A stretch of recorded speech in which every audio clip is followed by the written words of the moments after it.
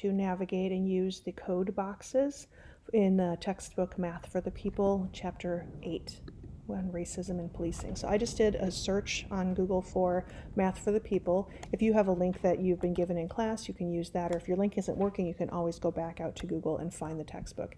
So there's some information on the book here, and we scroll down and we want to access the textbook. We just click this little icon above the textbook words, and here we are in Math for the People.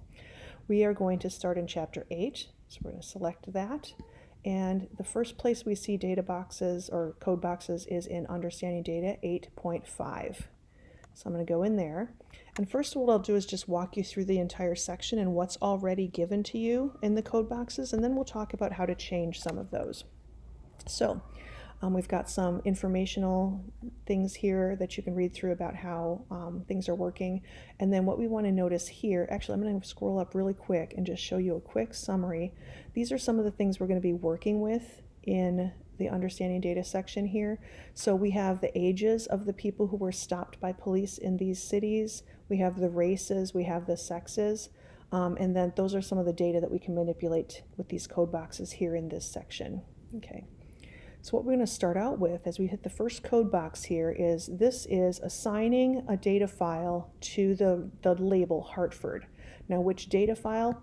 Well, this is the data file that actually is the Hartford data. So when you see this red writing here, you never want to change that as you're working in this textbook, because that will, if you're changing the label that you're assigning that to, that means that you're going to assign one city's data to a different label, and that's going to mess up the things you want to try to do. But now that once we evaluate this box, the computer will have loaded this data for us. If we tried to ask it for any of the data before we do that, it will give us an error. So we want to make sure that we click and evaluate under a box where we're loading in some data that we can then work with. Now, in this box, the data is being loaded here in the first line. Then we are taking the variable age from the Hartford data and assigning it the label age. Then we're going to ask the computer to just calculate the mean or the average age from Hartford. So as I evaluate, I'm going to get all that work done at once. It's going to think a little bit while it's loading, and then it has given us the mean age of people who were stopped by police in Hartford. Now, in the next box, we're just going to use that same label of age from Hartford, and we're going to calculate the median. Okay, and then we're going to do the same here. We're still talking about age in Hartford, and we're going to make a histogram. That's what the HIST stands for. You've got some numbers here, which is interesting but not as important as this visual that you get. Now you can copy paste this visual into any report you want to. All right. As we go down the sections here now, we're going to continue working with Hartford data. Now we're going to pull the variable sex and assign it the label sex, and we can create a table of the sexes of people who were pulled over in Hartford. And you'll see a breakdown of female versus male. Now, one more thing we can do is create a visual of that. Since that's a categorical variable, we will want to use a bar plot rather than a histogram of this table that we created for Hartford's sex. All right, so there's your bar plot of that, and again, you can copy paste that into a report if you'd like to. I'm just going to continue down here to see what else is available right off the bat. So now we come to a box where we're not only loading Hartford's data, but we're also loading data for Philadelphia. So that allows us to print, N row means the total of people pulled over in Hartford and the total of people pulled over in Philadelphia, and to compare the two. So as we evaluate this, we are not only getting these calculations, but we first loaded this data. That primes us now. Your computer would now be ready to give you calculations about Philadelphia on any variable and also Hartford on any variable. So these are the totals of people pulled over in each group. And if you look down here, this last box is actually going to give us a breakdown of Hartford's race in a table and a breakdown of Philadelphia's race in a table.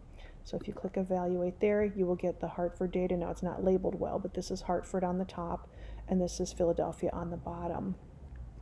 Now you might have remembered that I said now we can ask the computer about Philadelphia since we loaded its data. Okay, so I'm just going to go here really quick. This is a quick shortcut for me. If I double click, I can copy the name Philadelphia. And I can go back up here and do the same calculations we did, went past it, the same calculations we did for Hartford for Philadelphia. So I'm going to, instead of asking for Hartford's age, I'm going to ask for Philadelphia's age. So now this is going to pull the Philadelphia data, take the age data, and assign it to the label age, and then we're going to calculate the average of that. Now, huge caution here. Do not change this word Hartford to Philadelphia, because as we said before, this red line of data is Hartford's data being assigned to the label Hartford. We don't want to change that. We don't want to assign Hartford's data to the label Philadelphia, because we'll just get Hartford's calculations, but we'll think that they're from Philadelphia, and that's not correct. So we're just changing here. We're asking now for Philadelphia's age to be assigned to the label age, and now we're going to ask for that average, or that mean age. Now as I evaluate here, watch the change. This is Hartford's answer to average age. As I click evaluate, I'm going to get Philadelphia's answer for average age. Okay, and you see that that has changed. Same here. Now age is being assigned to Philadelphia, so we're going to get a median here. This is Hartford's answer, 36. Now it'll change to Philadelphia's answer. Okay, and in the histogram output, this was Hartford's data. I'll give you a chance to look at that, because we're going to change in a second. When we reevaluate this box, it's now going to pull that age from Philadelphia. Okay, so evaluate, and there is our Philadelphia histogram. Okay, and again, you can copy paste this into any report you need to. All right. Then another thing we could do here is we could ask for Philadelphia's sex data. So if I highlight that and I copy paste Philadelphia in instead, now we will be looking at the sex differential for people pulled over in Philadelphia, female to male. And we can bar plot that sex label. Now sex is coming from Philadelphia. We can bar plot it, and that's a different bar plot than we got from Hartford. Okay. Now there's one more thing you might be interested in. I remember that we talked about all the data that we had up here. We had age, which we've done a summary, mean and median, and we've done a histogram. And for sex, we've done a count, and we've done a bar plot. For race, we did do a count, but we did not do a bar plot yet. So let's go back to where we had those bar plots and make a bar plot of race. Okay, so here we had the bar plot table sex. Okay, so first we have to create a table for what we want to bar plot. So let's go ahead and let's change this all the way back to Hartford.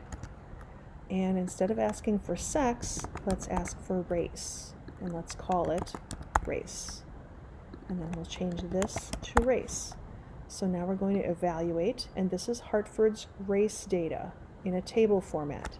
Now if you remember, we had asked for that down here, so if you want to check and see that it matches, you can.